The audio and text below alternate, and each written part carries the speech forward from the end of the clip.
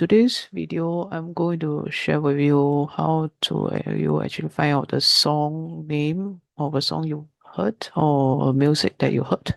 Maybe you went for a concert and you want to know what's the song. In Google, actually, in your phone, you can go to Google. There's a microphone icon. There's a new feature microphone icon where you can actually search for a song. Search for a song. Okay, there's able to identify a search. You can simply by humming, whistling, singing, or even listening, play your music, right? It is able to detect. Okay, search for a song. First of all, you need to activate your microphone.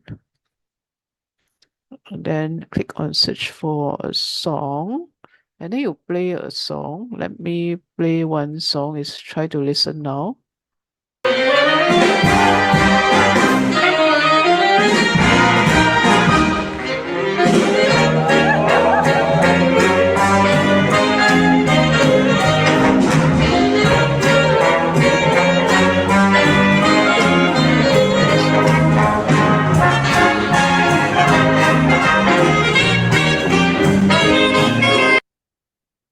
Okay, so that's how to actually find the song, okay, of the music that you heard.